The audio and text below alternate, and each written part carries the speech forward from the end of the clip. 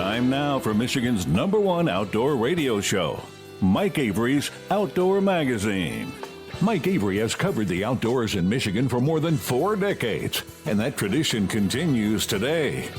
Outdoor Magazine is brought to you by Jay's Sporting Goods, the Eider Insurance Group, Angler Quest Pontoons and Polar Craft Boats, Primal Outdoors, Security Credit Union, Offshore Tackle, Garber Chevrolet, Rapid River Knife Works, and by Michigan Brand Meats. Now, here's Mike Avery. Indeed, this is the big guy, Mike Avery. Thank you, Ken Hunter, for that introduction. And welcome to another edition of the Outdoor Magazine radio show here on the Outdoor Magazine radio network on more than 30 radio stations across the great state of Michigan.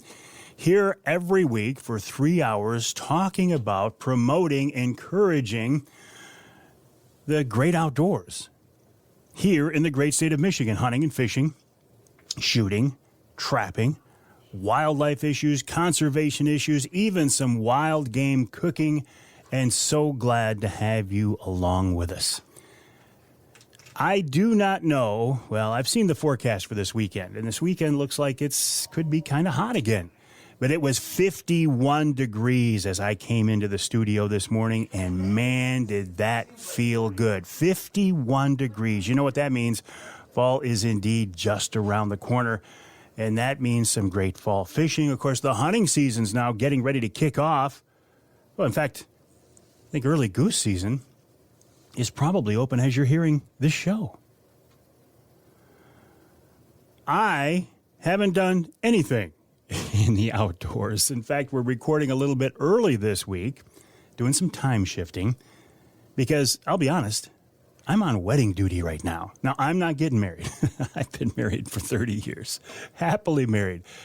But my daughter, Shelby, is getting married, well, again, this weekend as you're hearing this show. She's marrying a great guy. His name is Aditya Gangadharan. Couldn't ask for a better son-in-law. Just a great, hard-working, good-natured kid, and he loves my daughter, and that's all you can ask. So, and I have the honor of officiating the ceremony. Now, this is not the first wedding I've done. I think this is my 4th or 5th one. But the idea of performing the wedding ceremony for my daughter, that is an honor, and I will be. I told her, I said, I will get through the ceremony without crying, Shelby, if you can get through the ceremony without crying.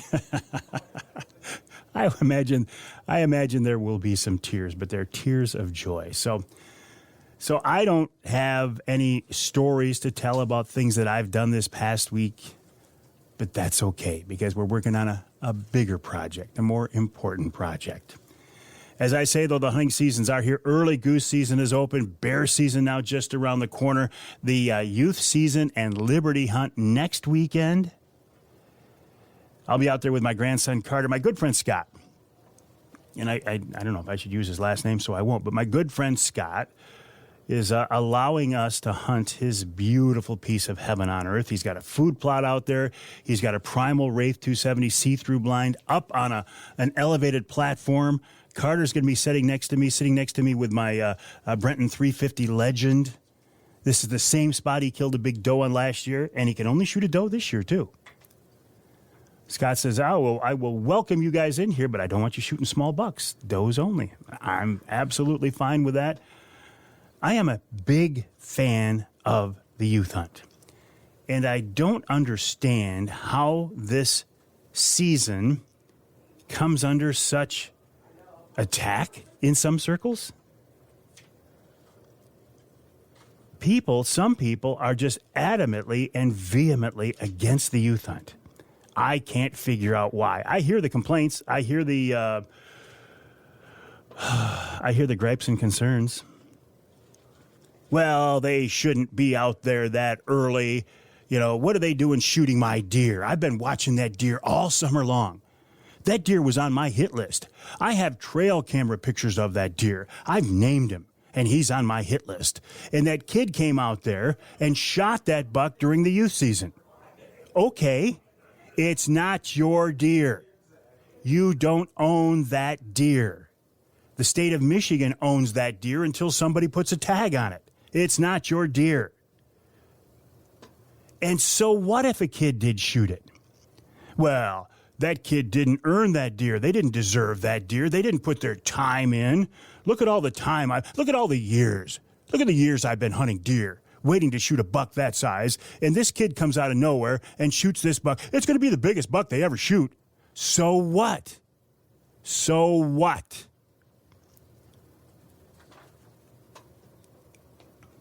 The other thing I hear is, well, it's not the kid shooting the deer. It's an adult sitting next to the kid. People tell me it happens more often than I would like to admit. I hope not.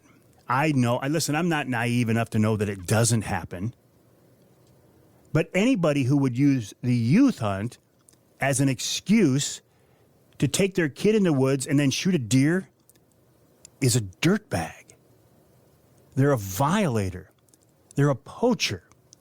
So if they didn't use the youth hunt as an excuse, they would use something else. Because if you have that kind of a mindset that you would do something that dirty, that rotten, that despicable, that illegal in front of your kid, teaching your kid that behavior, the youth hunt's just an excuse. Well, why don't we make them wait until November 15th when it's cold and it's nasty and the deer have been hunted? That's what I had to do when I was a kid. I had to earn that first deer. Why do you want to make a kid sit out in the cold and earn their first deer? What does that accomplish? In today's world, when there are so many factors and so many people who want to take hunting away from us, why would you want to make that experience more of a challenge? Why would you want to make that experience tougher? If we can introduce kids to hunting in a more pleasant environment, during weather when it's more comfortable, in a season when the deer haven't been hunted yet, and yes, they're going to be pretty dumb right now. They're going to walk into that food plot or into that edge of the field without a care in the world because they haven't been hunted yet. Okay. Why wouldn't you want to give a kid that experience? Well, another complaint. Well, these kids aren't going to hunt the rest of their life. You know, they're not going to be lifelong hunters. Maybe not. Maybe not. But if we can give them that experience and make it a positive experience, even if they don't hunt as they're adults, we've at least given them the opportunity to experience hunting. They will look at things as they get older, as they become voters. When hunting-related and wildlife issues and conservation issues come up on the ballot, they will then vote from a perspective of having hunted in the past, and they'll be knowledgeable about it. So I don't see a downside to the youth hunt. And I will say right now, and people really rip me for this one, I think most people who are against the youth hunt are just being selfish. They want to save those deer for themselves. Come on. Is that really what you want to do? Now, I will say that I think the youth hunt should be does only in the parts of the state where that is legal. If we made the youth hunt does only, that would take some of the social pressure off the youth hunt. It would take some of the crybabies and the naysayers and the complainers out of the mix. It would teach these kids that a doe is indeed a trophy animal. I mean, come on, a big, beautiful matriarchal doe is far harder to harvest than a dumb year-and-a-half-old buck. And the DNR wants to knock down the number of deer across the state, make the the youth hunt does only. That helps that process as well. So yes, I do believe that the youth hunt should be does only. But I'm looking forward to it. I look forward to seeing the pictures of smiling kids. I have never seen a picture anybody has sent me from the youth hunt of a kid sitting over a deer that wasn't smiling. And they don't care if it's a doe, a buck, a small buck or a big buck. Only the adults care. The kids don't care. And I would encourage you to send me pictures of your kid, grandkid, nephew, niece, family friend. I want to see those pictures. Email them to me to Mike at MikeAveryOutdoors.com, Mike at MikeAveryOutdoors.com. Used to be you could just post them on, you could put them on my Facebook page. I could make one click and share it. Not so anymore. So send me an email, Mike at MikeAveryOutdoors.com, Mike at MikeAveryOutdoors.com. I would love to share them. I will not be bear hunting this fall. I hope to have a bear tag next year. Good luck to all you bear hunters. Again, send me your pictures, Mike at MikeAveryOutdoors.com. Don't forget about the REC promo, R-E-K, Michigan-based REC broadheads. If you're looking for broadheads for the season, I like these guys. I mean, I like all Michigan broadheads. I like G5 and I like REC. I've been shooting REC lately. Use the promo code Avery15. Go to the website, recbroadheads.com, recbroadheads.com. Use the promo code Avery15 and save a few bucks. While you're online, check out my website, MikeAveryOutdoors.com. That's MikeAveryOutdoors.com. Again, the email, Mike at MikeAveryOutdoors.com. Coming up on this week's show, after the break, Chad Stewart from the DNR gets us ready for the fall hunting season, the deer season. Then Amy Trotter of MUCC weighs in on the consent decree decision, and it's not good for recreational anglers. We'll talk some bear hunting. We'll talk some tracking. And Richard P. Smith and wild game chef Dixie Dave coming up in this week's Outdoor Magazine.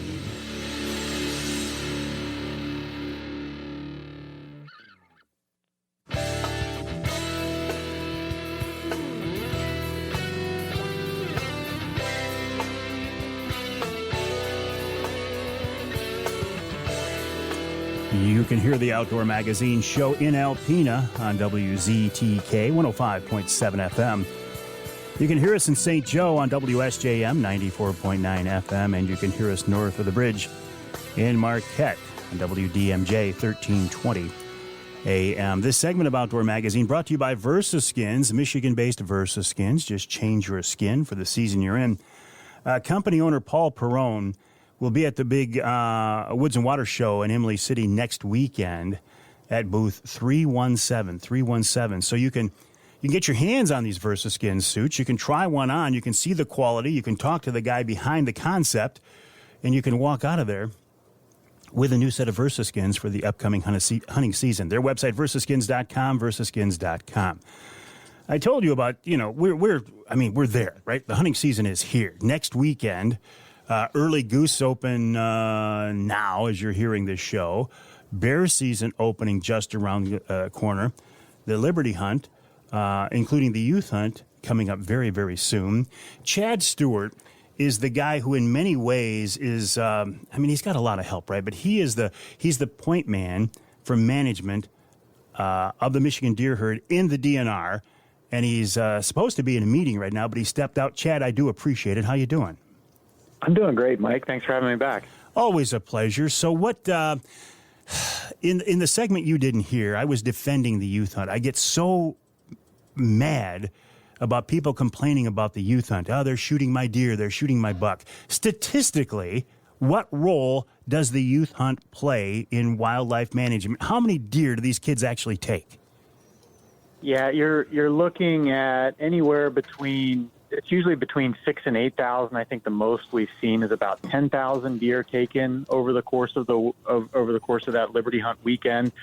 When you factor in that we are anywhere between 300,000 and 400,000 from a statewide perspective that hunters are taking every year, there's really no management level impact associated with that youth hunt. It's really all about additional recreation and opportunity time for those kids. And we know that, kids today have a lot of things pulling them in different directions. And sometimes those pulls mean that the opportunity to go deer hunting is sort of left on the floor. So just giving them an extra opportunity, especially earlier in the year when they have a chance to be maybe a little bit more successful because those deer are still in their summer patterns, I don't think that that's a bad thing, and it's not really going to have a biological impact to our deer herd. So our agency's been supportive of it really the way it is with either sex opportunities because of those reasons. Any thoughts of making it does only in areas where that would be legal? That topic always comes up, and it's always brought forward as a recommendation to change.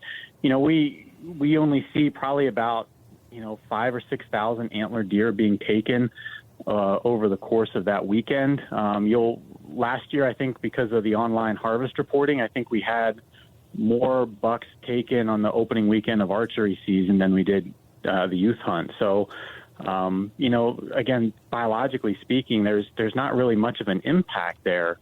And honestly, if a kid's getting a bigger buck because of it, then I think that's okay.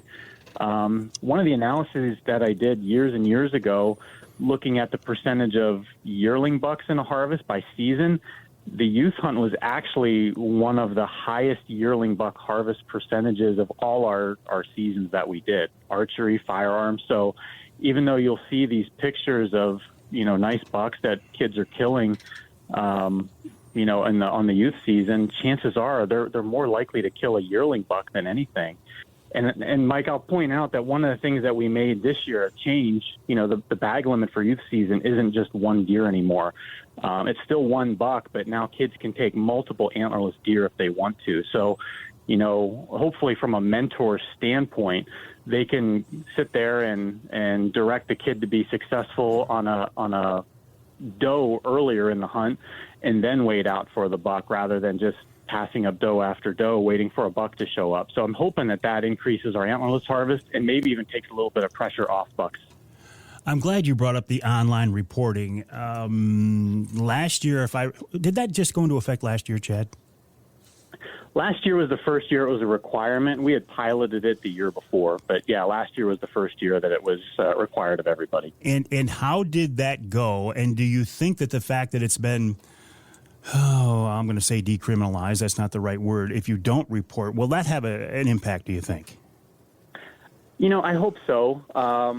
We had over 300,000 deer reported through the system last year.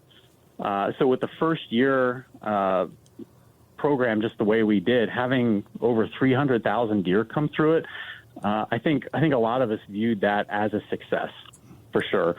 And then, we've got, we're going to continue to spread the word. You mentioned that the law has changed to, impact the potential penalty, even though I don't believe we had many, if any, individuals cited under that existing law. Our law enforcement officers took an education over enforcement approach. I think that's largely going to be the case this year because people are still learning about this system. Not everybody's successful in their first year. So I hope the continued momentum that we got from last year continues participation. The other thing I know that was a rub for a lot of folks was the dropping a pinpoint on the map to where you harvested, and we heard those complaints, and we changed that this year, where now you're just selecting a township. So it's a little bit more granular in terms of where your location is being required rather than the specific point that we asked you previously to drop. What about CWD? Chronic wasting disease. I don't feel like I hear as much about it as I used to. Is it still a concern? Yeah, it's going to be a concern until we find a solution, and we're nowhere near finding a solution to it. I think you're not hearing as much about it for a couple reasons. One is we recognize if all we ever talk about is chronic wasting disease,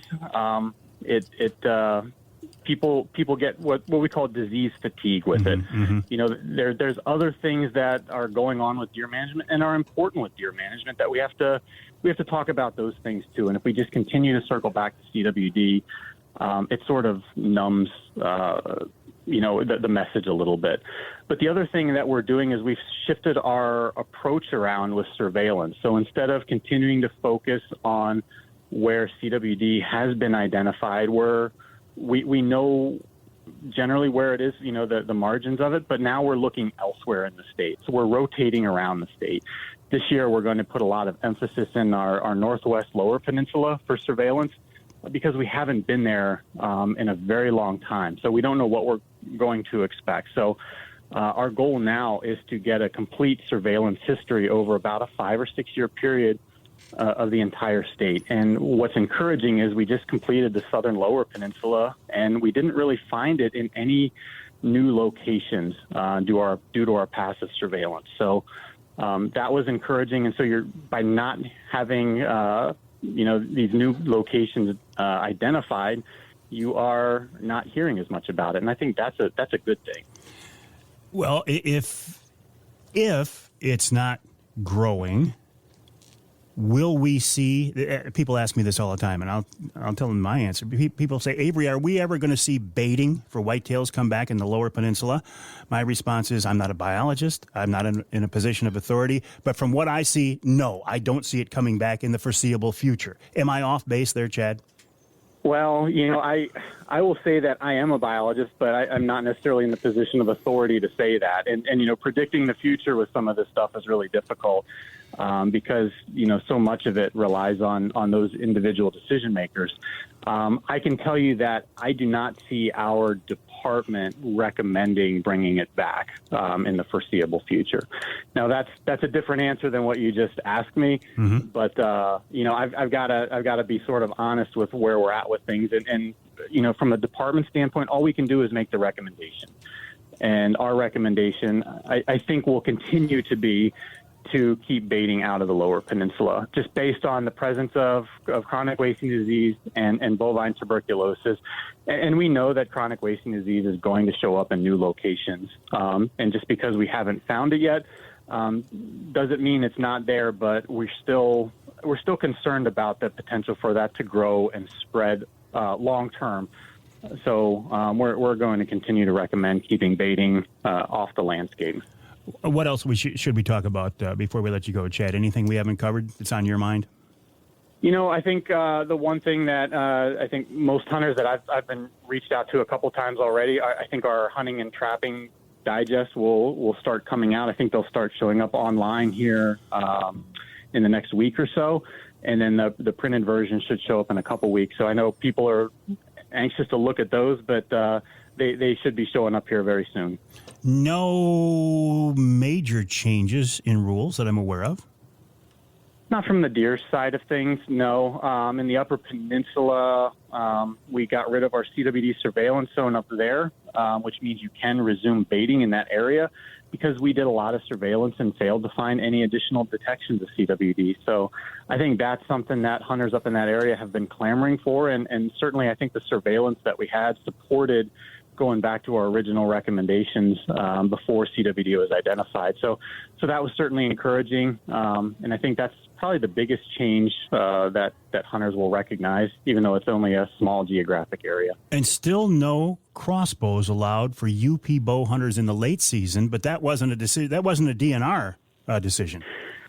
No, we recommended actually allowing that in the late season. I guess our argument to the Natural Resources Commission, I guess, wasn't strong enough for them to see that. Certainly, looking at the data, we felt that there was an opportunity to provide that for individuals that were interested in pursuing that option.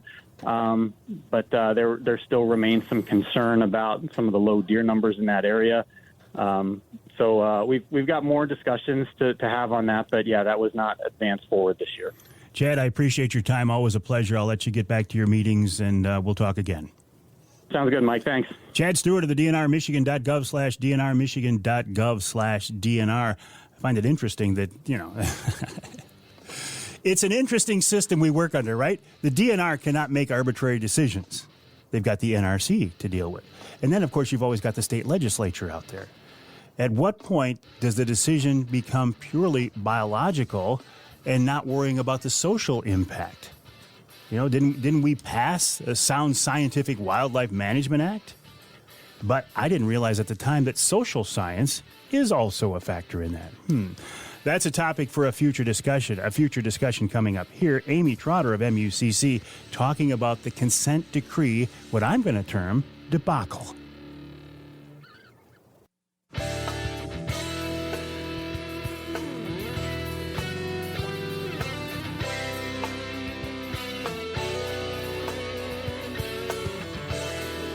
You can hear the Outdoor Magazine show in Battle Creek on WBCK 95.3 FM. You can hear us in Flint on Sports Extra 1330 WTRX. And you can hear us north of the bridge in Iron Mountain, WMIQ 1450 AM. This segment of Outdoor Magazine is brought to you by Rapid River Knife Works. You know what's coming next, right? This is the sound of my Rapid River knife opening. I have it in my pocket. I carry it with me all the time. I would encourage you to check this company out. Michigan-based, family-owned. These knives are made by craftsmen in the UP. If you can, stop by their showroom just off US 2, east of Rapid River. If you can't make it there in person, go to the website, rapidriverknifeworks.us, rapidriverknifeworks.us. I think company owner Chris Durson is going to join us on next week's show. But on this week's show, Amy Trotter, Executive Director of MUCC. Amy, always a pleasure to talk with you. And I really enjoyed our recent Wednesday Night Live on our social media streams as well. You do a great job. Oh, thank you, Mike. Glad to be here. Glad to be here, but not glad to be talking about this topic, I would imagine, the consent decree decision. Yes. Unfortunately, the order of the judge did not go our way. And when I say our, I mean MUCC as part of the Coalition to Protect Michigan's Resources. Well, our way could be looked at as from the perspective of recreational anglers, too. Absolutely. That is what the coalition really is represented by. It is MUCC, the Michigan Charter Boat Association, the Michigan Steelhead and Salmon Fishermen's Association, and the Hammond Bay Anglers. And together we have created this separate nonprofit organization to serve as an amici through all of these various court cases as it relates to the consent decree. And on Thursday, the judge overruled our several objections to the proposed consent decree and ordered it to be implemented. So we were definitely disappointed in that ruling and are currently weighing all of our options that we might have. Disappointed, but I suspect not surprised. Well, I had actually held out a little more hope.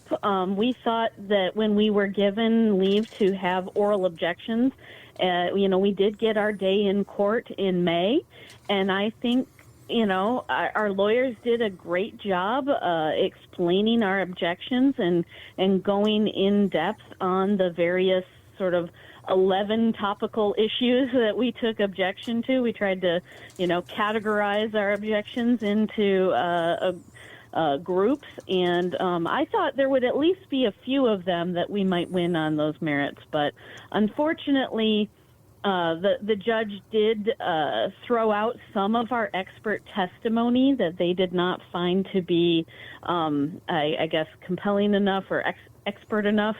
We are definitely disappointed in this ruling, and like I said, trying to figure out what the next steps really are going to be. This is a very complicated, very involved situation, but basically, boil it down. What does this mean now for recreational anglers in Michigan, Amy? Well, what this really means is that there are going to be gill nets in areas that have not seen that kind of fishing in 40 years.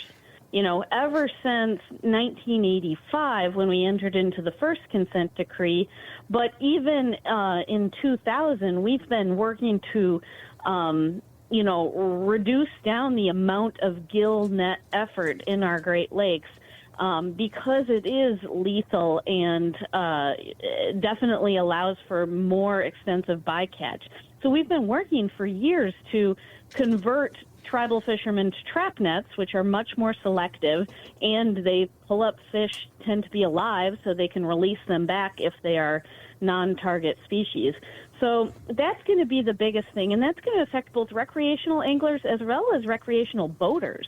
So we have, expressed our concern for safety from a net marking perspective, but then on top of that, there is the concern about what these gill nets are going to do to our fisheries long term.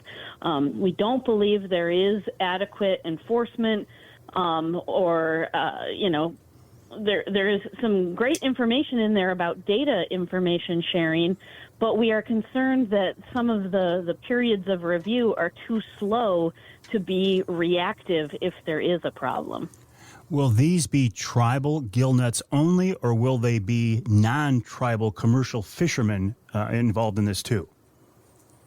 This consent decree only governs, I guess, tribal commercial fishing as well as subsistence fishing, which we don't take issue with the subsistence fishing in this.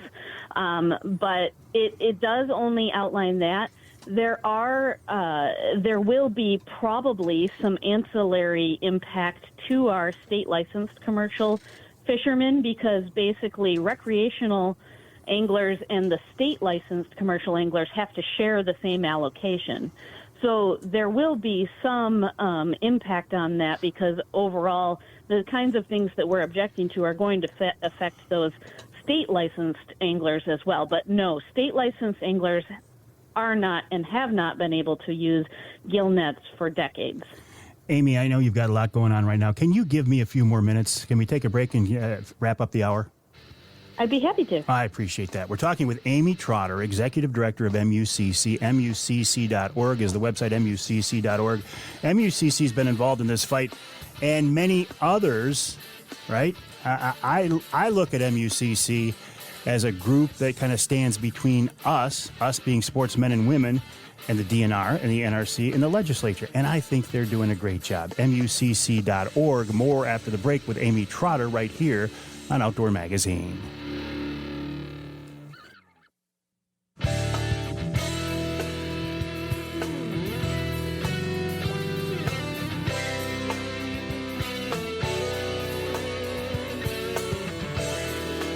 You can hear the Outdoor Magazine show in Caro on two stations, WKYO 1360 AM and WIDL 92.1 FM.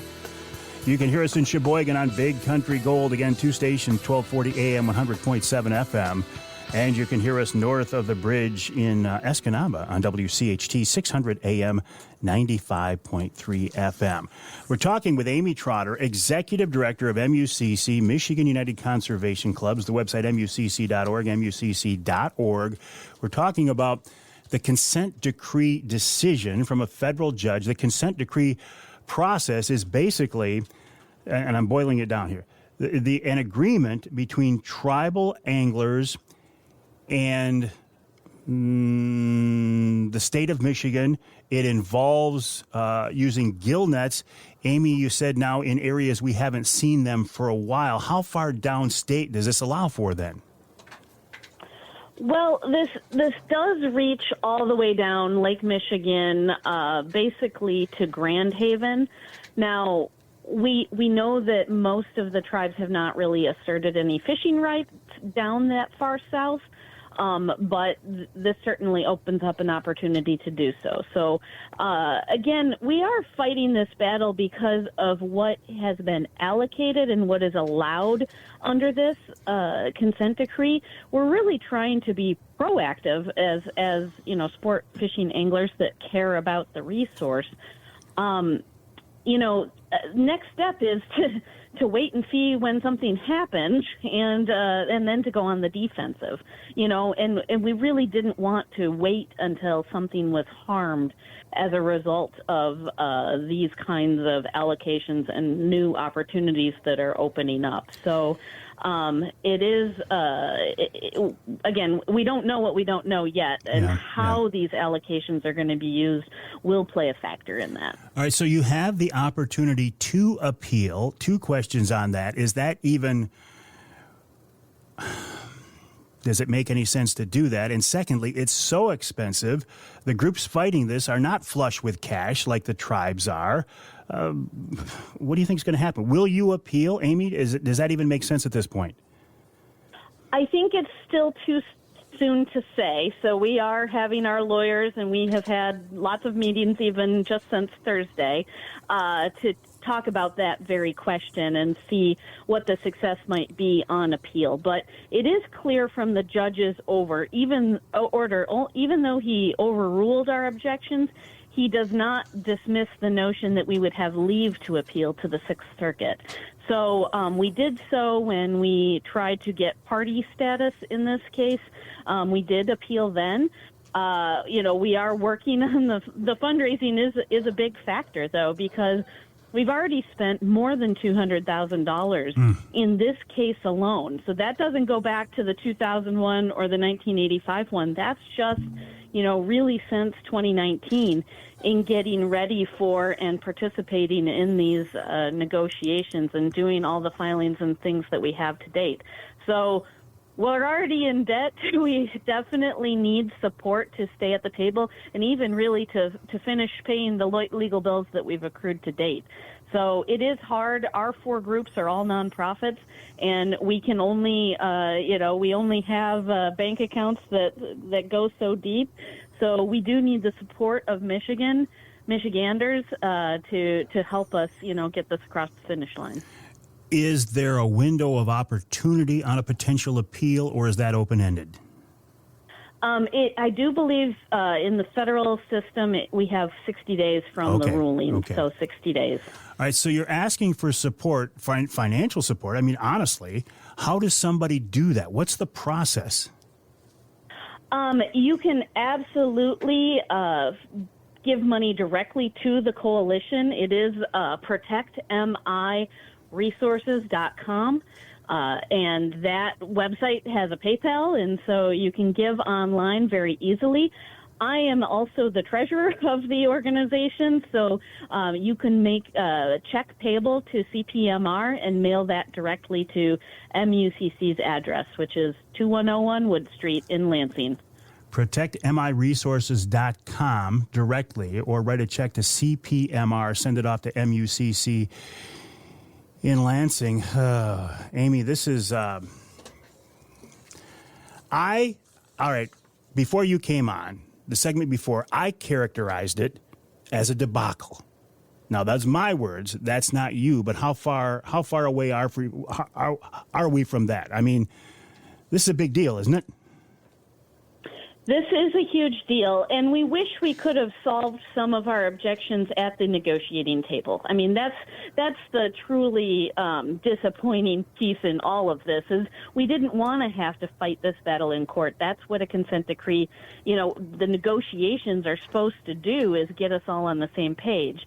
But unfortunately, we struggled with our relationship with the state. We struggled getting our point across in in those rooms when we were there, and this is where we're at now as a result. And I will say that not all the tribes agree either. So unfortunately, the Sioux tribe also had its own objections, and those were also overruled in this order. So we don't know yet what their next steps are either, and that may, we may be watching that as well as we go forward. Absolutely, Amy. Disappointing news, but always a pleasure. Amy Trotter, Executive Director of MUCC. She's also part of the Coalition to Protect Michigan Resources, protectmichiganresources.com, or write a check to CPMR, send it off to MUCC. MUCC.org is the website. We'll take a break for the top of the hour right here on Outdoor Magazine.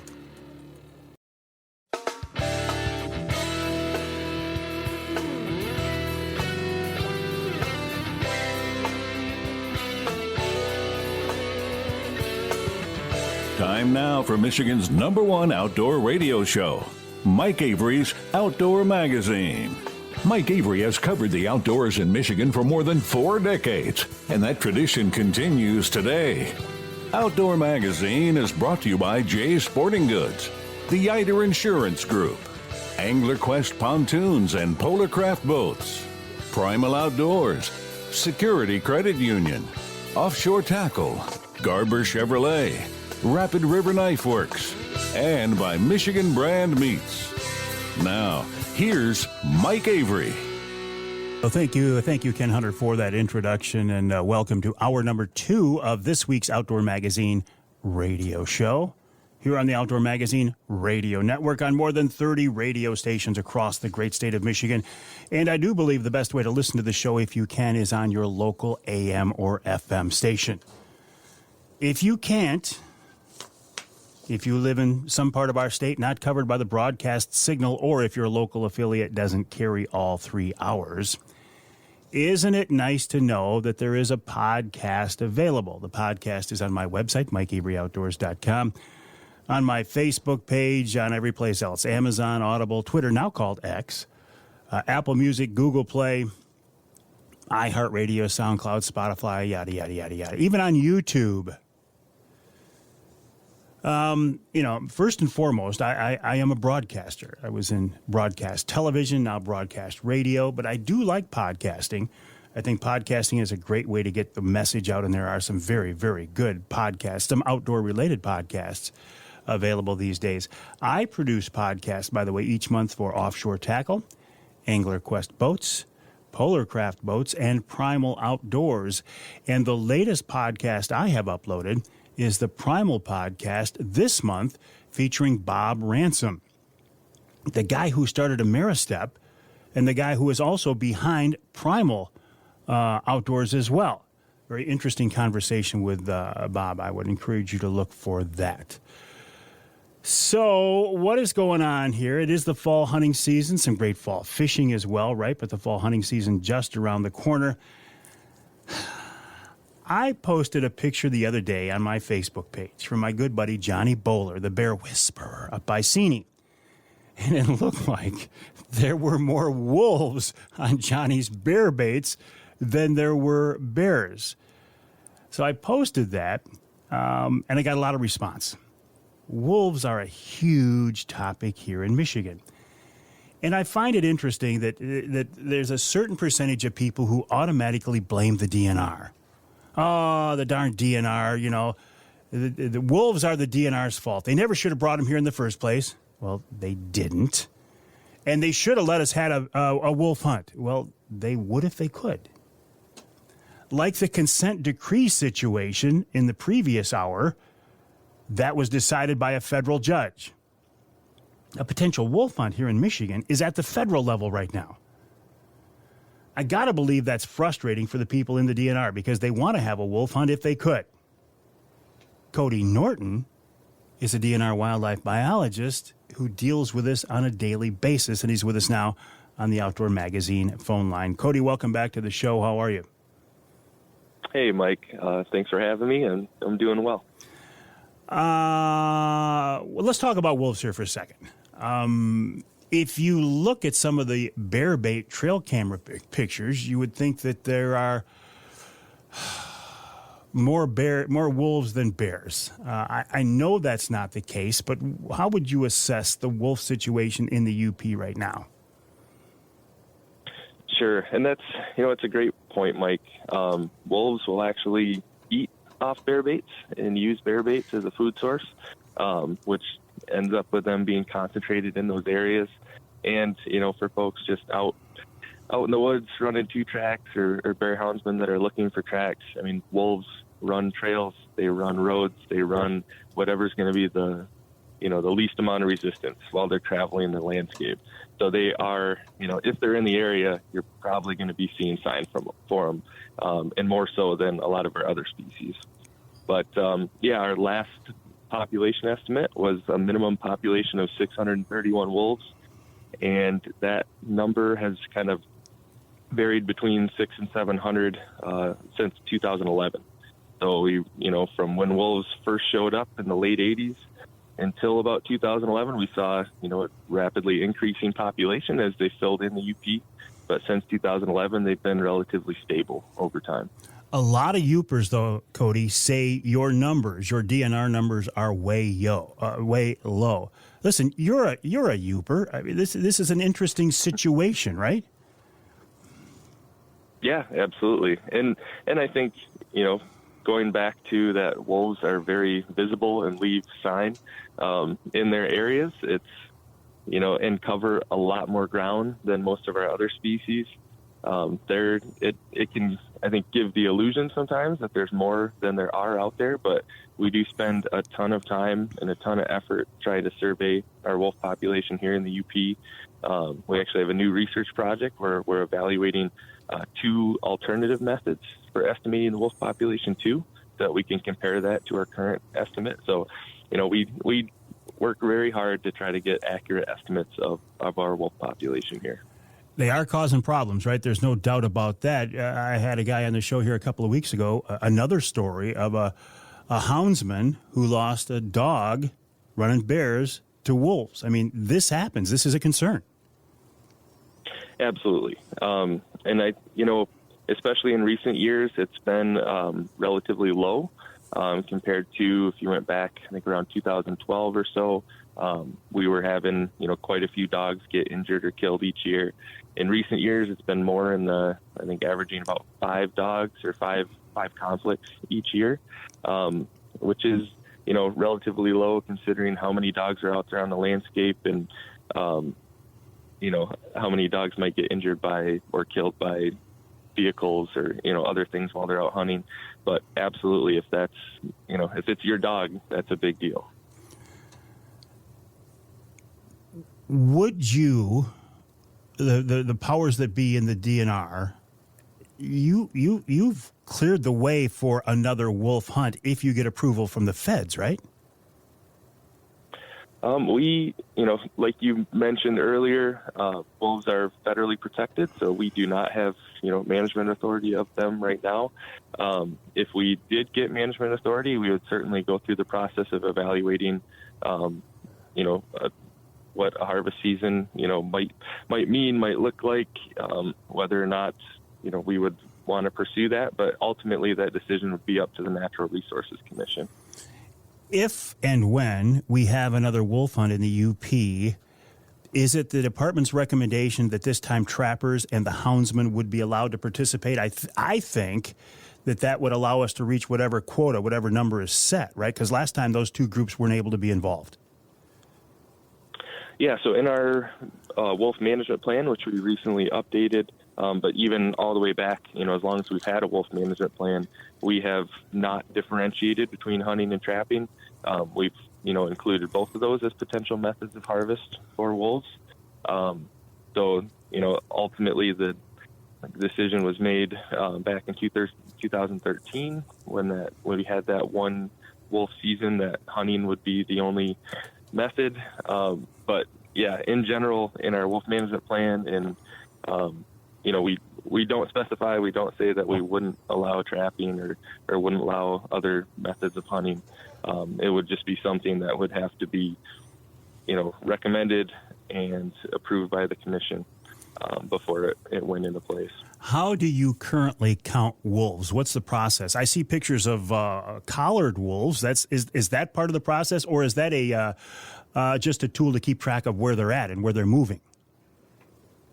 Yeah, so I'd say that's both, but the primary reason we collar wolves is so that we can basically differentiate between different packs, right? So we'll try to actually target packs that we trap in the spring, and then we also try to work with, if somebody happens to incidentally catch a wolf in the fall and reports it to us, we can go out there and potentially collar that animal if it's one we need.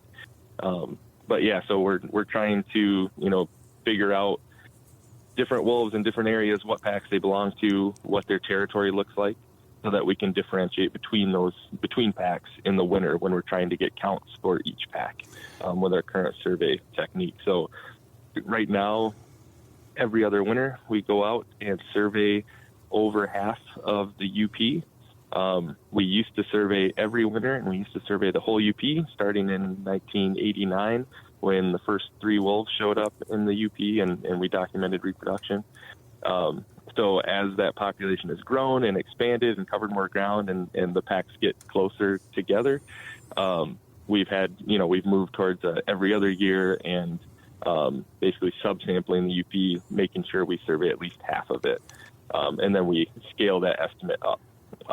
But yeah, so we're basically going out in all of these areas trying to find any adjacent packs the same day, and trying to find roads, trails, anything else in between packs to be able to differentiate and say, yep, these 4 wolves over here are different than these 6 wolves, on this side of the road because they haven't crossed. And obviously relying on good snow conditions, fresh snow to be able to do that. Boy, that brings up a lot of questions, Cody. We got to take a break here in the Outdoor Magazine show, but when we come back, Cody, I want to talk to you more about, what is a wolf pack? Is it just a family group or is it more? But we'll talk about that after the break. Also, I want to talk with you about bears and mountain lions and tigers and bears. Oh my. We're talking with Cody Norton, DNR predator specialist. I think that would be a very, very interesting job. A lot of questions with wolves these days. Bear season coming up. Cody's a bear hunter as well. So a lot more questions for him after the break. And then following up on that, or after that, Rob Miller, the guy who started, I think, the popularity of using tracking dogs to recover wounded deer. And this week's Ask Avery question, all coming up in hour 2 of this week's Outdoor Magazine.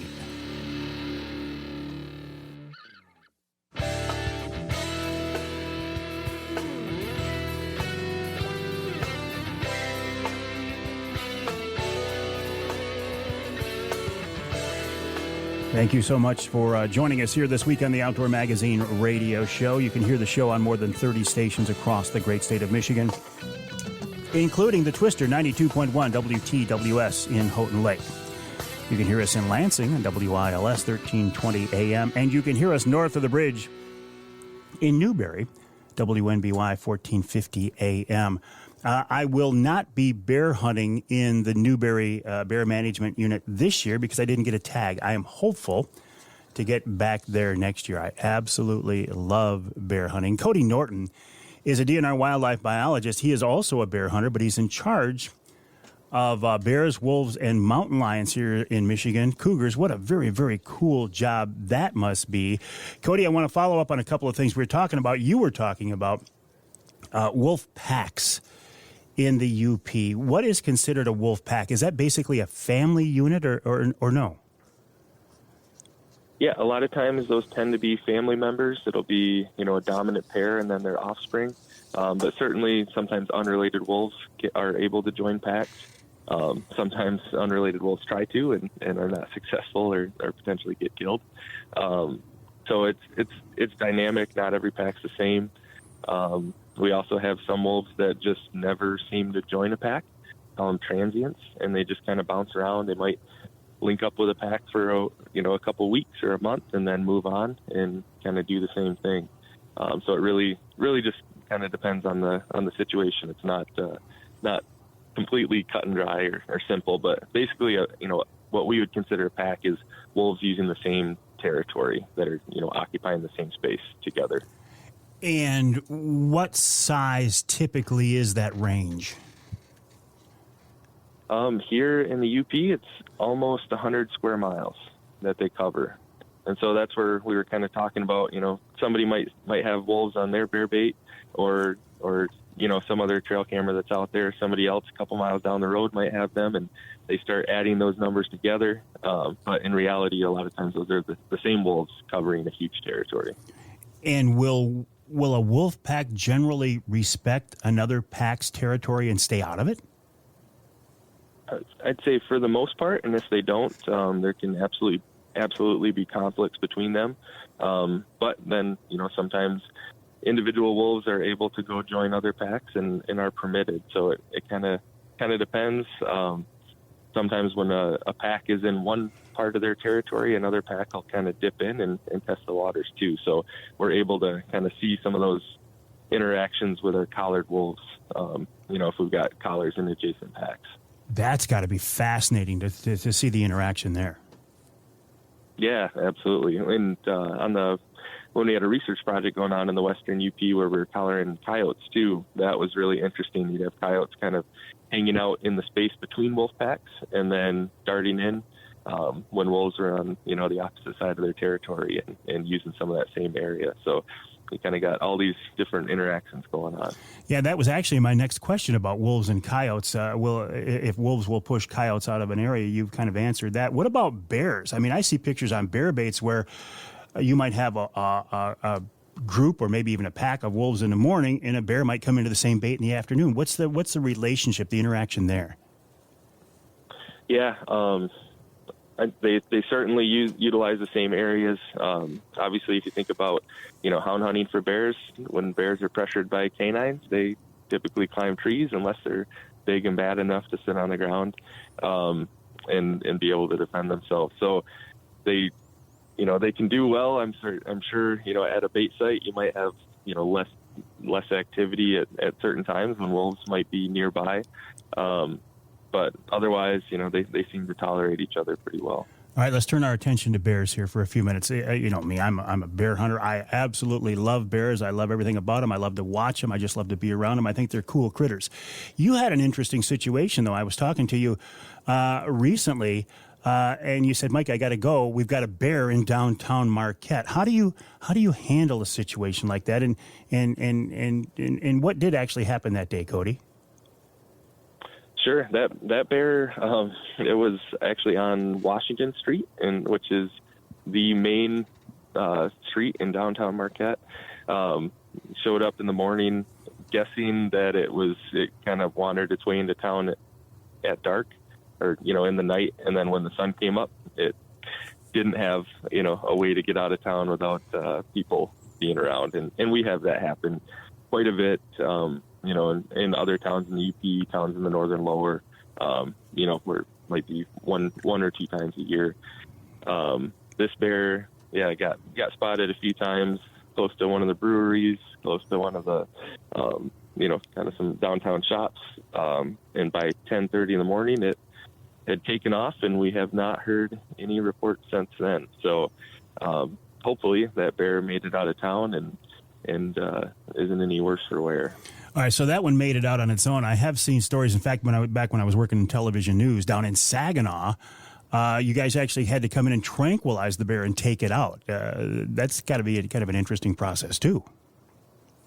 It is, absolutely. We had some recently, or in recent years, like down in Escanaba, that we've had to do that with.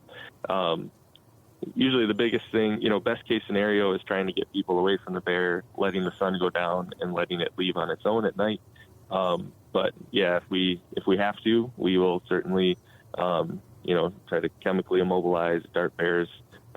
We'll try to, maybe get a hold of the local power company and get a kind of a cherry picker, a bucket truck, where we can get up there and get that bear and get it down out of the tree once it's immobilized. Or get creative other ways depending on what the situation is. But there's anytime you're shooting darts up in a tree in town, that's another risk factor, right? For making sure. Yeah. So it's not your darts, it's not your preferred way of doing it. I gotcha. Exactly. Yep. That's kind of our last case scenario. Besides if a bear actually had to be euthanized because it was just a super not a good situation. But otherwise, we certainly do try to, immobilize them, take them out of town and release them. I find it pretty cool. I live in the central part of the Lower Peninsula. I find it cool, Cody, that we got bears wandering around here occasionally now. People will see them on their trail cameras.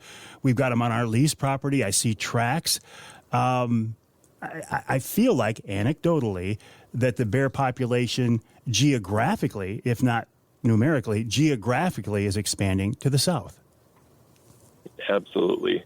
And so we've been seeing that our latest population estimates for the northern lower is about 2,200 bears, and that's up almost 70% since 2012, when we had some license quota reductions of about 30% statewide and some even larger reductions in red oak in particular. And what we've seen since that time, or over that time, not only do we have more bears, but our harvest distribution has expanded about 74%.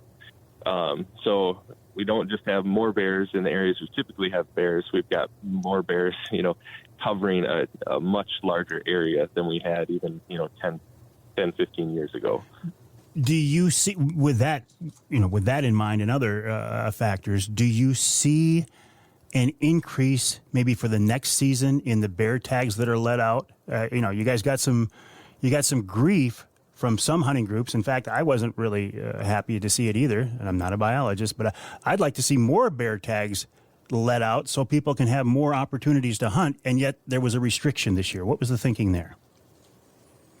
Yeah, and so quotas are set in place right now for 2023 and 2024, but we're starting that regulation cycle for 2025 and 2026 seasons. So we do it, on a two-year basis, and constantly working with our stakeholders and local biologists to try to, develop quota recommendations and any regulation changes we need to make.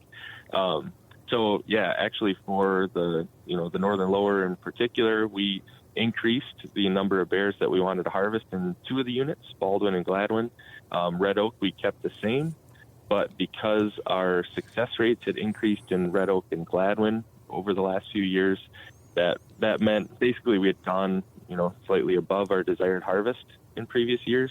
So we needed to lower that quota to try to still hit our, desired amount of bears on the landscape. Baldwin, on the other hand, we had some larger increases in harvest, in desired harvest, how many bears we wanted to kill.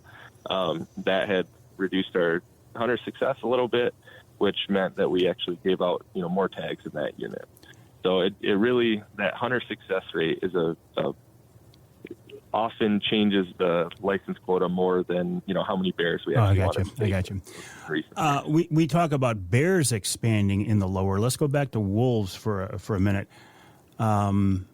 Wolves in the northern lower, I hear from people all the time. They send me trail cam pictures of what they say is a wolf. I think it's a coyote. Are there wolves in the northern lower? Yeah, so we've only ever documented wolves in the northern lower 2 times. One was back in 2004. That was a female wolf that was actually collared by DNR staff in, I believe, Chippewa County. And then in 2003, then the following year, it made it across the ice that winter, we assume, and made it into Presque Isle County and was caught by a coyote trapper and actually killed.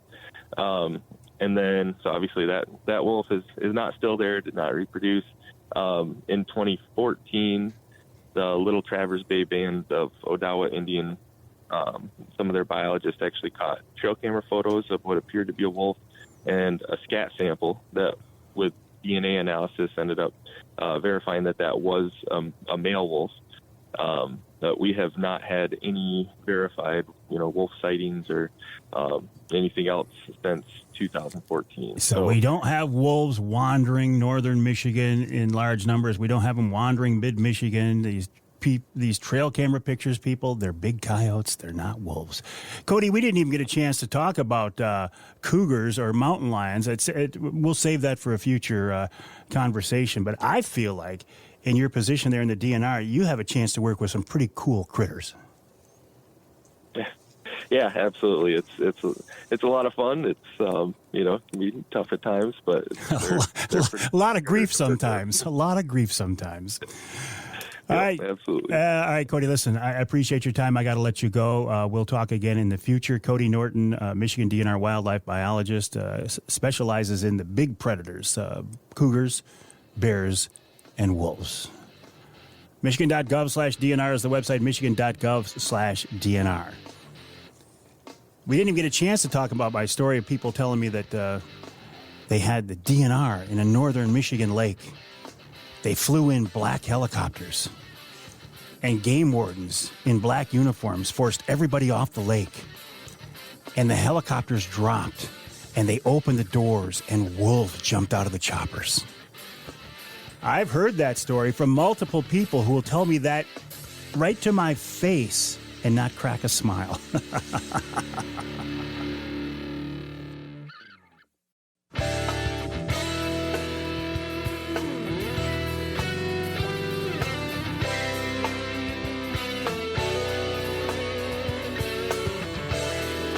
You can hear the Outdoor Magazine show in Houghton Lake on 98.5 WUPS, Blowtorch Powerhouse Station.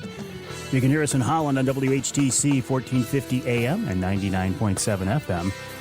And you can hear us in Traverse City on WTCM 580 AM. This segment of Outdoor Magazine brought to you by Killer Food Plots. There is still time to get your food plots in. Mother Nature's been cooperating, right? We've had some rain. I recommend Michigan-based, family-owned Killer Food Plots. Rich Grzan is doing a great job. He's working his rear end off this time of year, and he would love the opportunity to work for you, either in property management, coming out and putting in your food plots, or just giving you advice on which Killer Food Plot seeds to buy. The website, killerfoodplots.com. That's killerfoodplots.com. Well, I was talking earlier in the show about, well, in fact, the entire show basically so far, about the fall hunting seasons are here, right? As you are hearing this show, the early goose season is open. I don't know, not being a waterfowl hunter, if the early teal season is also open as well. I apologize for that lack of knowledge on my part, but I do know that just around the corner, the Michigan bear seasons are starting. And, of course, next weekend is the Liberty Hunt, which is the youth hunt and handicapped hunters as well. So it's the time to start getting ready. I mean, if you're not getting ready now, man, you should be. Rob Miller is the guy who I credit with putting the use of tracking dogs to recover mortally wounded deer on the map. It's been a few years now since Michigan allowed that to happen. It's grown into a big deal, but I think Rob is really the man when it comes to this, and he is with us now on the Outdoor Magazine phone line. Rob, welcome back. How you doing, buddy? Good morning, sir. Appreciate having us back on. Always a pleasure. Boy, it's that time of year people are going to start using your services. It's I can't believe it's already here. Time's flying. I know it. Man, oh, man. So since this was legalized several years ago at this point, it's tracking dogs. Man, it's become a big deal. Absolutely. It's hunters have fully embraced how beneficial tracking dogs are, how successful they are, and through social media, they're learning how many more animals were not recovered and now that are recovered. So it seems like everyone's doing it, everyone's appreciating it, and we're doing our best to keep moving forward, making it easier for hunters to find us and educate hunters as we move forward. I've seen comments online, and we know what online comments can be like.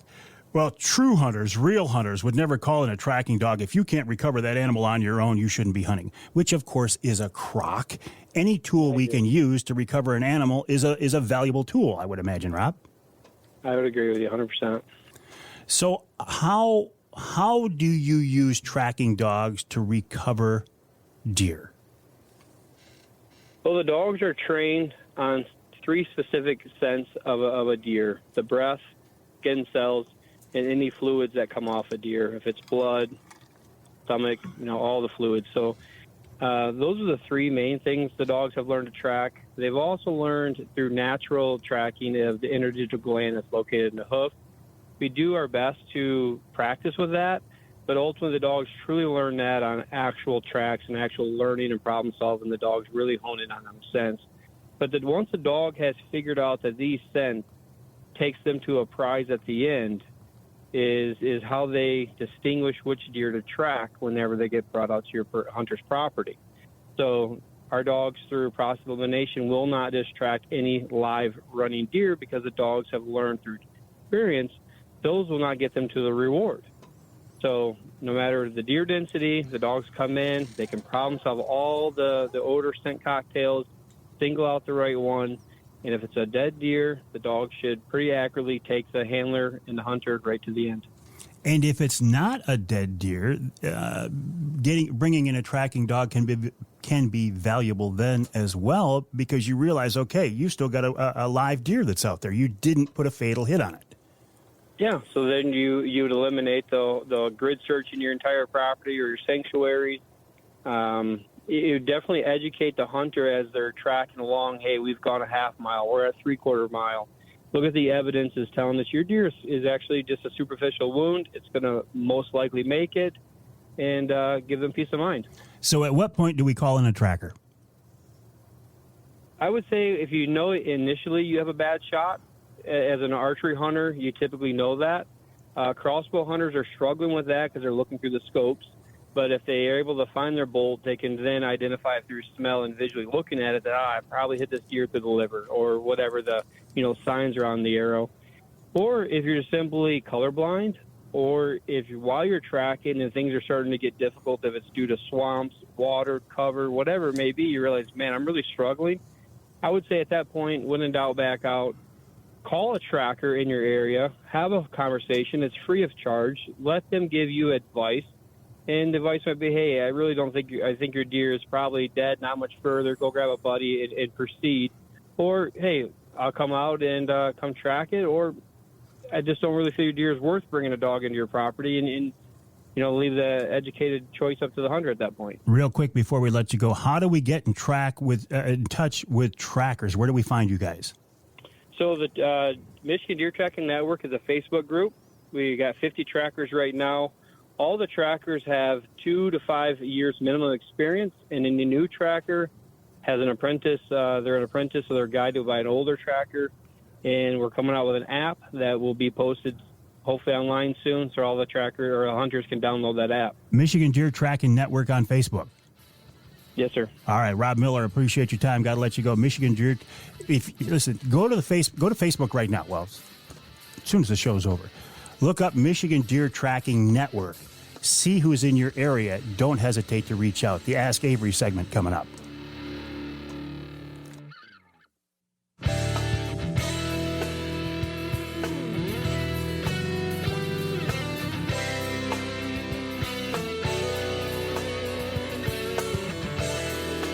You can hear the Outdoor Magazine show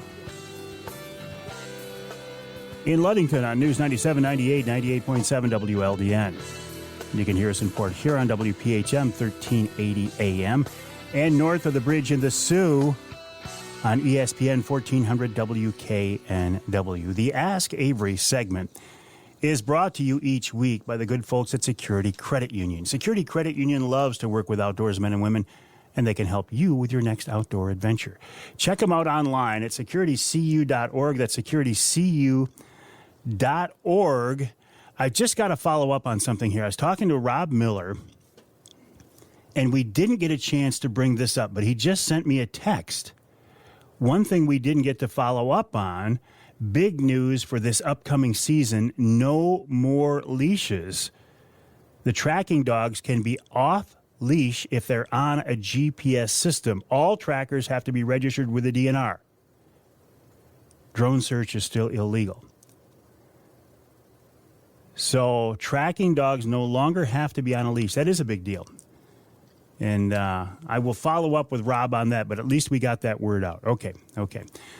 So the Ask Avery segment, this is your chance to get involved in the content of the show, the content of the program. And the best way to get these to me, as you know by now, send me an email to Mike at MikeAveryOutdoors.com. That's Mike at MikeAveryOutdoors.com. That is exactly what I'm looking for a text here. That is exactly what Larry Wright did. He sent me an email to Mike at MikeAveryOutdoors.com. And he said, there we go. Boom, found it. So happy to find your podcast recently. Haven't heard you in years. Anyway, I bought a fishing blowgun from Slockmasters.com. He said, only saying that so you know what I'm talking about. Slockmaster. I'm trying to think of the guy's name. I guess it doesn't matter. He said, I don't know if using bow fishing rules would work for it. It's a blowgun. It's a blowgun with a fishing reel and line hooked to the dart. I've seen guys on YouTube get all kinds of attention on this. In other states, though, even shooting alligator gar. Maybe one of your DNR friends would know the laws on them. Nothing is stated about them either way in the fishing guide that I have found. Hoping you can help. Because I don't want to go out there and get checked by the DNR and be doing something wrong. So he's talking about blowguns for fishing. So I did reach out to one of my friends in the DNR, Lieutenant Jason Wickland. He says, bow fishing, shooting fish is restricted, and I attached that law. I'll tell you this in a minute. Otherwise, game fish need to be taken legally, hook and line. So here is what you can do for bow fishing or spearing. You can use a spear, a bow and arrow, or a crossbow for bowfin, bullhead, carp, that whole thing. We know that. You can use a handheld spear from December 1st through March 15th through the ice for spearing for pike and muskies. We know that. More recently, underwater spearing has been allowed, and this is growing into a pretty darn big deal for lake trout, northern pike, walleye, and all species, only in certain areas. There is nothing in this law that mentions a blowgun. If it's not mentioned, it is not allowed. So Larry Wright, to answer your question, he says, I don't know if using bow fishing rules would work for a blowgun. No. If it's not specifically listed, like you heard me mention, a bow, a crossbow, a handheld spear, or underwater spearing, if it's not mentioned, and it's not, you could not use a blowgun. So even for carp or such here in Michigan, it is not a legal method of take. It is not a legal method of harvest. Might be fun, might be a cool thing to do, but it is not legal to do. So, Larry, don't go out and do it. But, Larry Wright, I do appreciate you reaching out again. He sent me an email to Mike at MikeAveryOutdoors.com, Mike at MikeAveryOutdoors.com. Larry, I'm glad you found the podcast. I do appreciate that. Again, if you want to get your question answered here, or at least an attempt to, send me an email, Mike at MikeAveryOutdoors.com. Excuse me, I cannot answer all the questions directly. But if I can't, I usually know who to reach out to. That's one of the advantages of being around for a while. I know the people to reach out to, and I know who to reach. So send me an email to Mike at MikeAveryOutdoors.com. Tell me if it's a question specifically for me, or if you would like me to pass it along to somebody in DNR or MUCC or whatever, like Larry Wright did. And Larry, I'm glad you found us as well. And again, just to follow up, we did not get a chance to discuss this in our earlier conversation with Rob Miller, but he says big news, tracking dogs no longer have to be on a leash, and all Michigan deer trackers have to be registered with the DNR. I think those are two big steps in the right direction.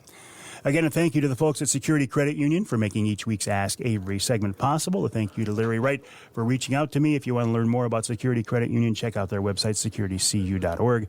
That's securitycu.org. We'll take a break for the top of the hour. When we come back, we're going to talk with Richard P. Smith. I'm sure he wants to talk a little preseason deer action, a little bear hunting as well. And he's got a couple of things that he's been working on that he wants to share. And then we'll wrap it all up with wild game chef extraordinaire, Dixie Dave Minar. I'm working on finding a bear guide, a houndsman for Dixie Dave. We'll talk about that and a recipe, I would suspect. That's all coming up in hour 3 of this week's Outdoor Magazine.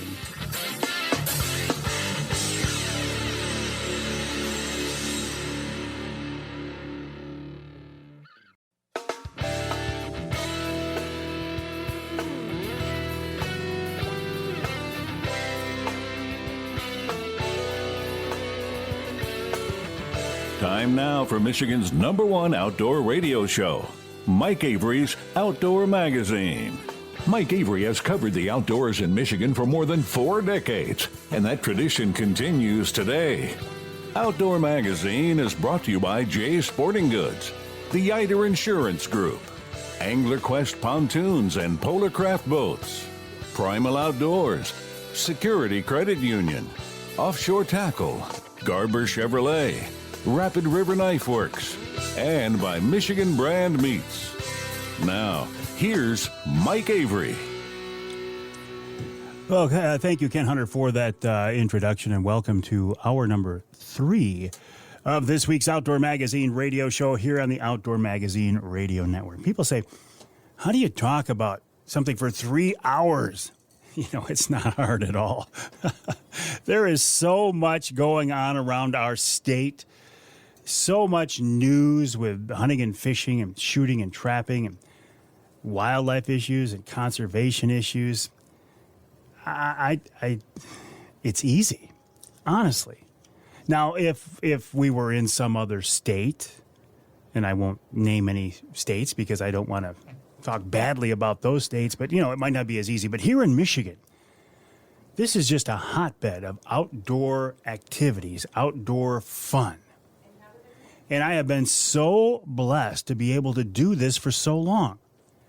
Started out in broadcast television, then cable, satellite, then radio, now radio and podcasting. It's been a wonderful ride. And it's not over yet. I mean, as far as I'm concerned, it's not. God's plans are not my plans. I get that. But I'm not going to call it quits anytime soon. I love what I'm doing.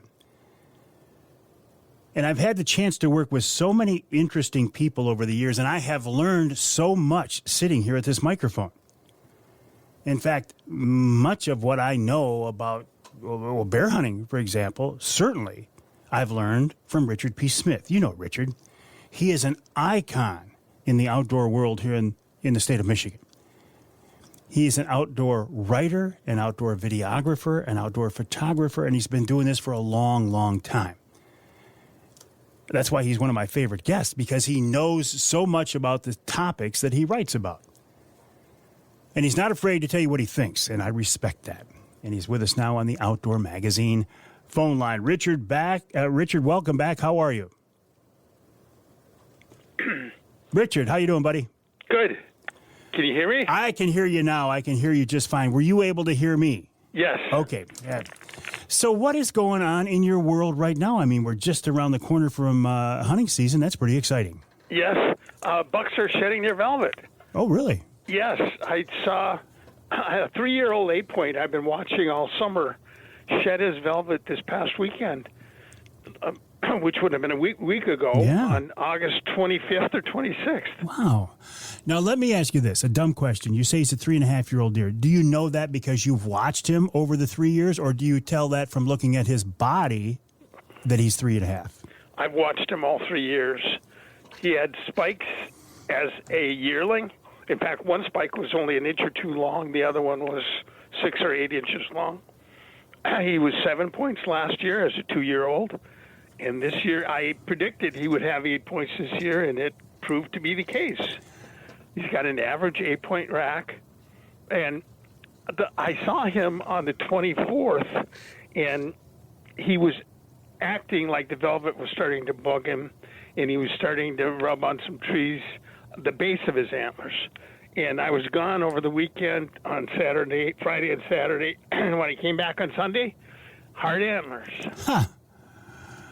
Now, you say he had an average 8-point rack. Now, an average 3-year-old 8-point in the UP is different than an average 3-year-old buck downstate, right? That's correct. A 3-year-old buck downstate could have Boone and Crockett antlers that would score 170 and certainly 150 or 160. But in the UP, a 3-year-old buck, his antlers might score around 90, maybe 100. Is that nutrition or genetics? It's mostly nutrition. We go. All of our winters are fairly severe compared to downstate. In southern Michigan, winters are almost non-existent some years. Yeah. They certainly don't affect the nutrition of deer. But in the UP, our bucks go through 1 to 3 months of deep snow and tough feeding for the most part. So nutrition is a main factor in antler development. Let's talk about another big critter in the UP that I'm fascinated by, and I know you are as well. I'm talking about moose. I remember, Richard, back Moose Lift 1 and Moose Lift 2 back in the 80s. I was there. You were there. My mentor and our mutual friend Pete Jonas was there. And there were high hopes at the time. I remember being told by DNR biologists that there would be 1,000 moose in the UP by the year 2000, and eventually we would have a limited moose hunt like we do similar to a limited elk hunt. But it didn't happen. Well, those predictions were optimistic based on conditions that existed at the time. After that, since then, bear numbers have increased, wolf numbers have increased, and deer numbers have increased, all of which have had a negative impact on the moose growth. Certainly, bears and wolves prey on moose calves and even adult moose. And deer carry brainworm, a parasite that doesn't negatively impact whitetails, but if moose get brainworm, it can kill them. So those have all had negative impacts on the growth of the moose population. So it was a combination of factors. Yes. You would have think they would have taken brainworm into account, but they couldn't have known about the wolf and bear populations at the time, I wouldn't imagine. No, not the levels they would have reached. And interestingly, the Department of Natural Resources manages our bear population, and they've intentionally reduced hunter participation and harvest of black bears since those years, reducing the harvest and allowing that bear population to increase. And bears have a negative impact on our deer population in the UP besides impacting moose. I think maybe bears are a bigger predator than I had realized on whitetails. Yes, especially on fawns. Mm-hmm. But they do prey on adult deer when they get the chance, and it's cases where it's happened have been documented in the UP. Well, and you know what else I remember about the moose lifts, too? I remember we traded the Ontario ministry, we traded turkeys for moose. I think we came out on top of that one, Richard. I agree. And even though our moose population has not reached 1,000 from those relocated animals, we've had in excess of 500 moose in the core moose management area where the releases took place, like Baraga, Marquette, and Iron counties. We've had in excess of 500 moose. We should have had a moose hunt by now. Yeah. We've had enough animals to have a limited entry, bulls only moose hunt.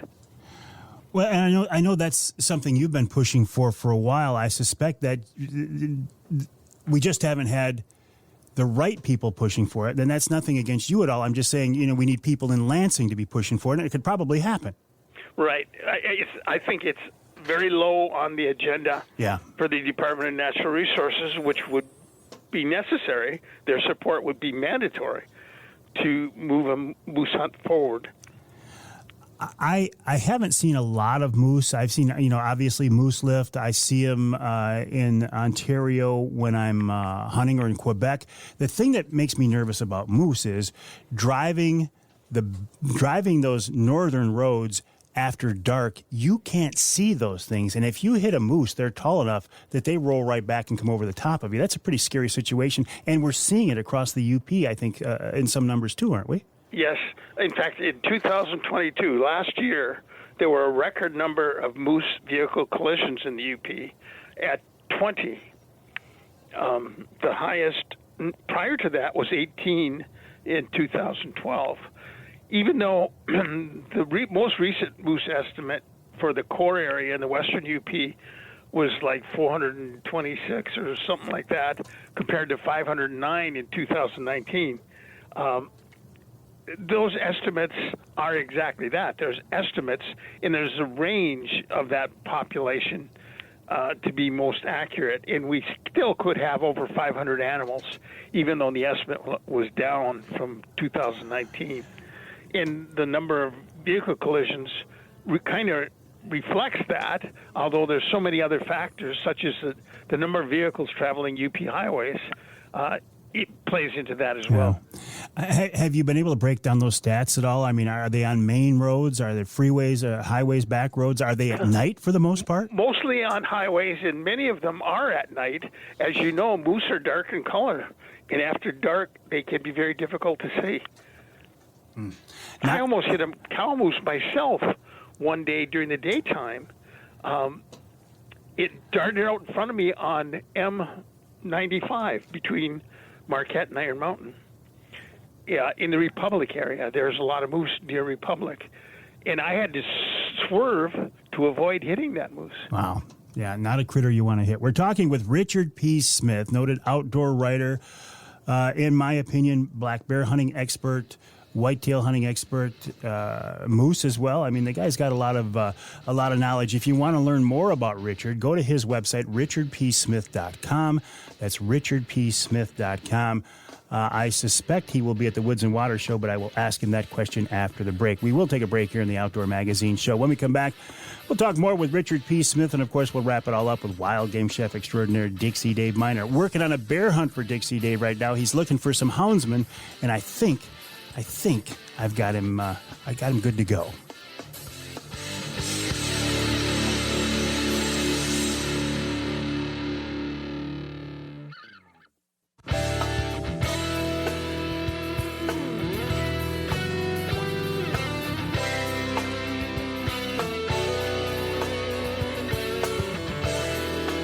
You can hear the Outdoor Magazine Show in Manistee and WMLQ 97.7 FM. You can hear us in Sandusky in the Thumb, WMIC 660 AM, 95.3 FM. And you can hear us north of the bridge in Manistee, WTIQ 1490 AM, 95.3 FM. This segment of Outdoor Magazine brought to you by Michigan-based Boning Archery. Boning has been a leader in the archery industry for 3/4 of a century. They continue to innovate today, come up with new products, new manufacturing processes. I would suspect as you hit the woods this fall or the target range that you probably have some boning gear on your rig, even if you don't know it. If you don't, I would encourage you to check it out. The website, boning.com, B-O-H-N-I-N-G, boning.com. I don't care if it's for traditional archery, that being a recurve or a longbow, a compound bow, or a high-tech crossbow, Boning can help you out. The website, boning.com, B-O-H-N-I-N-G.com. I would encourage you, while you are online, please head over to my website, MikeAveryOutdoors.com, and then go to richardpsmith.com. richardpsmith.com, of course, the website of noted outdoor writer Richard P. Smith.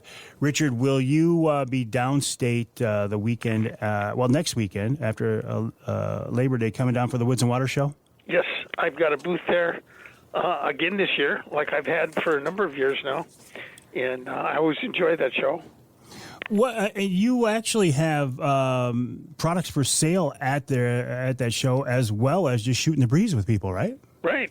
And I've got a new book out this year that's on a different subject than I normally write about. Nickel and dime your way to extra dollars while saving the planet. It's got information on how people can cash in on returnable cans and bottles that people don't want to return themselves. I got to be honest, you threw me for a little bit of a loop when I found out about that book. What made you go that direction? Well, this is the 45th year of our bottle bill, so-called bottle bill here in Michigan. I wrote the book to explain to people the benefits that we've gotten from having that law in effect, and how they can take advantage of that law financially to reduce their grocery bill and save money on gas. The last 2 years, while researching this book, I've made over $3,000 on cans and bottle returns that people didn't want to return themselves. They threw them along the roads or threw them in the garbage, or they didn't want to return them. I've had plenty of people, relatives and friends, bring cans and bottles to me that they didn't want to return themselves. And there's also a chapter in how people could donate their cans and bottles to nonprofit organizations or sports teams, local sports teams that have bottle drives, can drives, to raise money to fund their activities. There's plenty of opportunities to donate cans and bottles for people who don't want to return them themselves. You talk about a 2-year researching process. I have no experience in writing like that at all. Walk me through that. What's involved in publishing and writing a book these days? Well, most of the books my wife Lucy and I have worked on in recent years, we publish ourselves. That's the easiest way to do it, and I have enough following now that most of the books we publish sell well, and we make some money on them. I've actually been researching recycling cans and bottles since even before the bottle bill went into effect. I routinely used to pick up cans and bottles along roadways in areas that I hunted and fished that people threw out. I hate to see litter in areas. I like to see the natural habitat. So this is something I've actually been doing for many, many years, and I just did it in earnest, more seriously in recent years to receive some of the benefits from that bottle bill. Well, and I appreciate you that bringing that to light. I want to go back to moose here for just a second, then maybe move on to bears. We talk about the UP moose population. What about Isle Royal? Yeah, that's a good one. Well, moose are herding on the mainland. They're also in trouble on Isle Royal. The moose population, the wolf population declined. The original population of wolves dropped to 2 of the original pack. Without predation, moose numbers increased dramatically. They went to over 2,000. And as could be predicted, they ate themselves out of house and home. The moose population has crashed since 2019. They were over 2,000 in 2019. They're now under 1,000, just under 1,000 last winter. But the habitat is so severely damaged by overbrowsing, by a moose population that is totally unmanaged, and the Park Service should be criticized for not doing something to manage that moose population when it was so high. They could have relocated some of those animals to the mainland, either Minnesota, Ontario, or Michigan, or some to all of them, to reduce that population, just like the moose lift that was conducted in 85 and 87 from Ontario. They refused to manage the moose population, and now that population has crashed, and it's going to go even lower before it's done. They've eliminated practically their winter food supply. If you think of wildlife in some ways as a renewable resource, you can say that those animals were just wasted. Yeah, and worse, the habitat is severely damaged. It's going to take years and years for that habitat to recover from all the damage from those huge animals overbrowsing what food was available. Now, balsam fir is the moose's preferred food in the winter. They've almost eliminated that. They started eating cedar last winter, which is food they don't normally eat. And, of course, they're not going to do well on a food source they're not designed to utilize.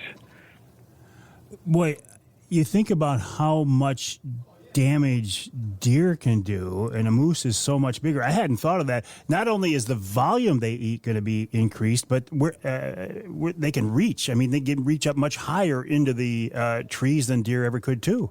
Sure.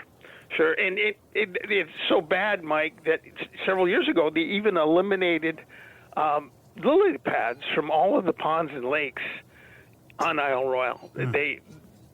They eliminated the summer food supply as well. Not eliminated it, reduced it dramatically. Lily pads are a favored summer food for moose. They ate all of them that was available. Well, do the feds generally have a hands-off policy like for forest fires or apparently moose management? Yet I see them downstate here in their managed waterfowl areas. They're very much involved in management. I guess I'm a little confused here. Well, you ought to be. Isle Royal is supposed to be managed as a wilderness area with total hands-off everything.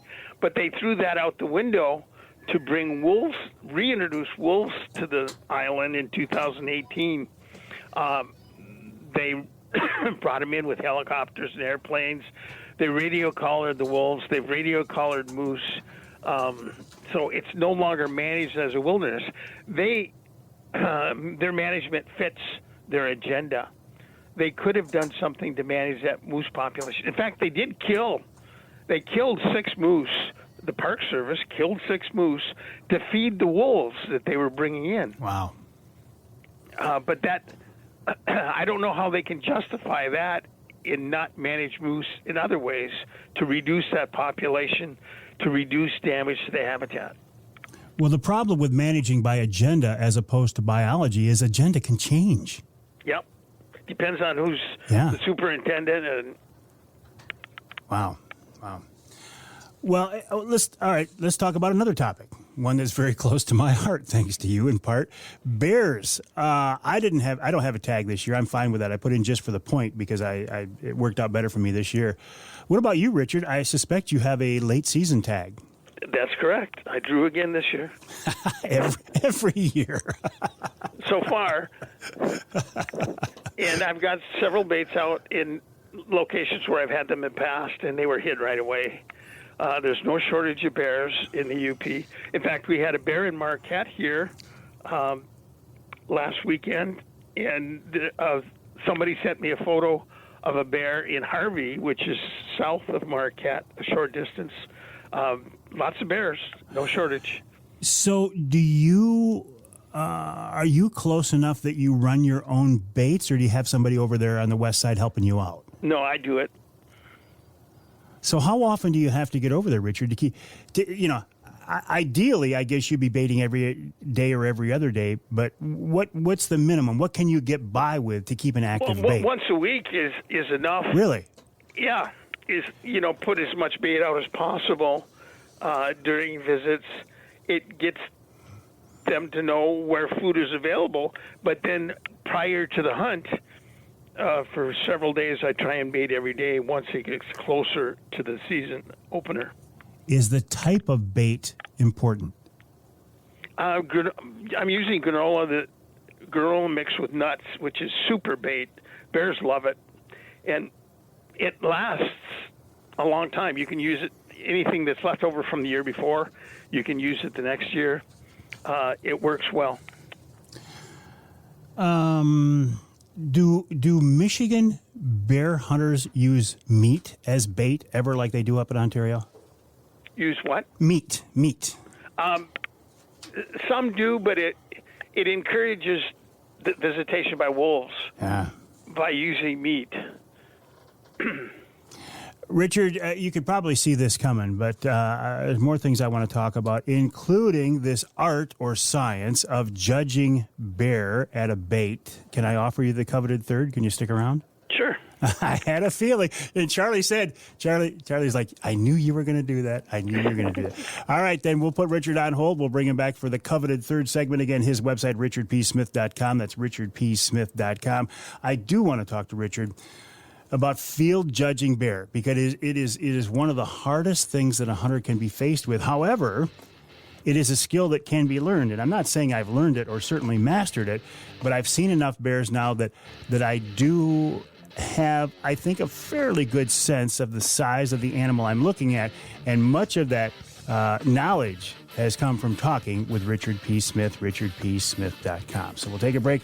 When we come back, we'll get ready for the upcoming bear season and more.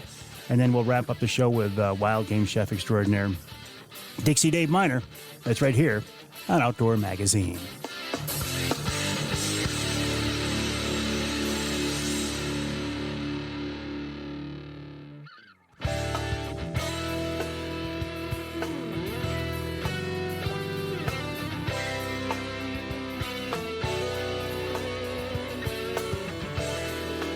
You can hear the Outdoor Magazine show in Muskegon on WKBZ 1090 AM. You can hear us in Taos, WIOS 1480 AM, 106.9 FM. You can hear us twice each weekend on WIOS, and you can hear us twice each weekend in Saginaw, News Radio 790 WSGW and 100.5 WSGW. I'm in the studios of WSGW right now, but for this 3 hours, I'm calling it mine.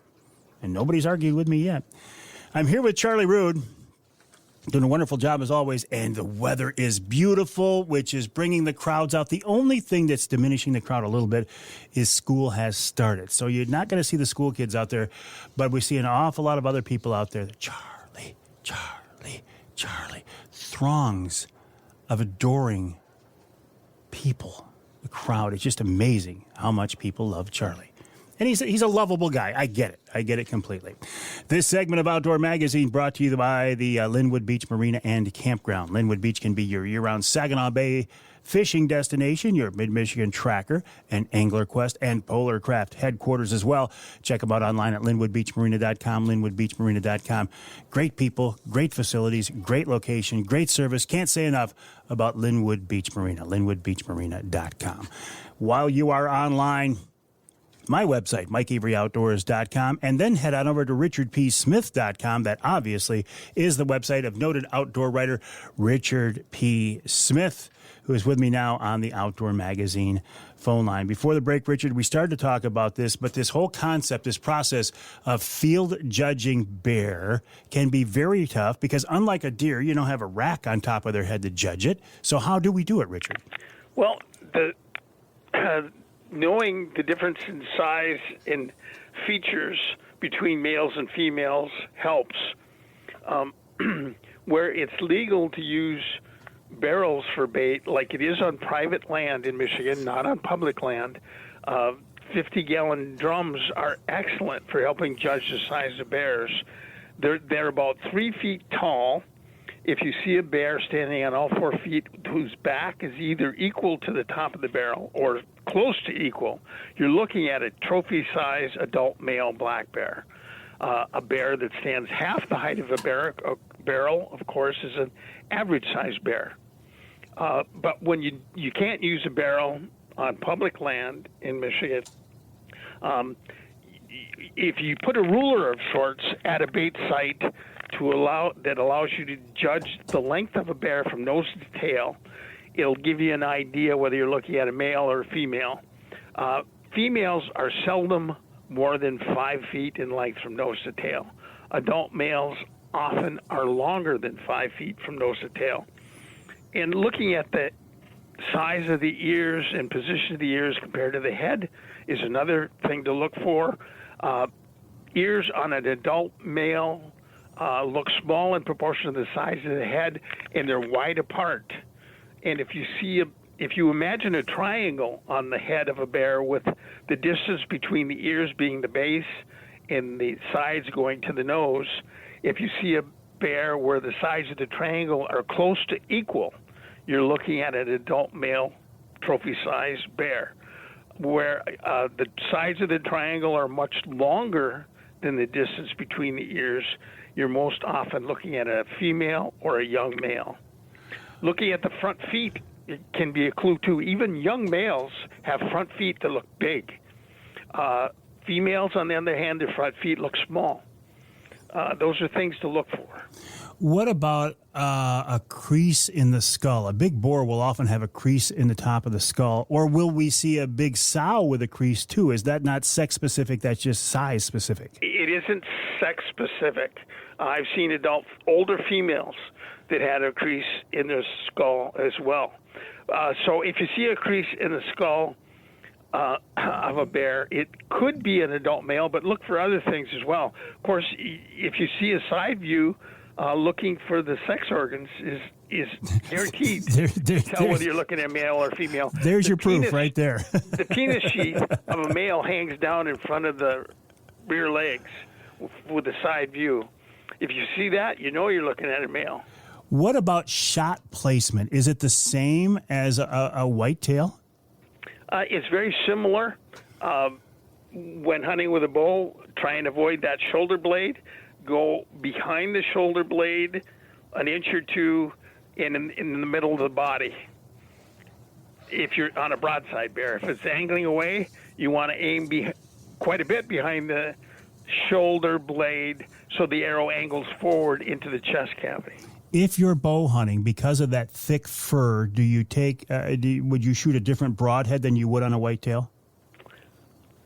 I don't like expandables. Yep. Because of unreliability in some cases, although expandables are much better today than they were years ago. Other than that, not really. Yeah, the same for whitetails as bear. All right, Richard, I always enjoy our conversations. If I make it over to the Woods and Water show, and I hope to, I will certainly stop by and say hi. I would encourage others to do the same, and I'll send people to your website, richardpsmith.com, richardpsmith.com. And Richard, you and I will talk again soon. Okay, well, wish Dixie Dave luck on his bear hunt for me. I will certainly do that. In fact, we'll be talking with Dixie Dave right after the break here. I think Dave he wants to do a hound hunt. He said he wants to do it. Actually, what he told me, he says, I want to do it while I still can. Meaning he's not getting any younger, but none of us are. So I got a couple of guys lined up I think might be able to help him out. So I will wish him luck. I will wish Richard P. Smith a nice trip downstate. And we'll take a break here in the Outdoor Magazine show. When we come back, we'll wrap it all up with the man himself, wild game chef extraordinaire, Dixie Dave Minar, right here on Outdoor Magazine.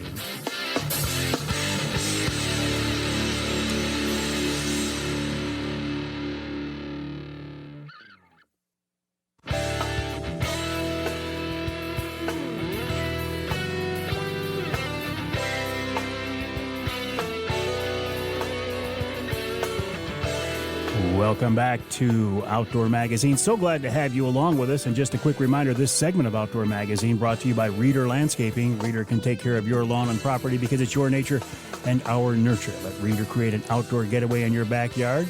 Let them come up with projects to improve your yard and property, maybe your vacation property as well. And they can also do maintenance, which includes mowing, which includes sprinkler systems, which includes landscaping, which includes fall cleanup, which includes snow removal.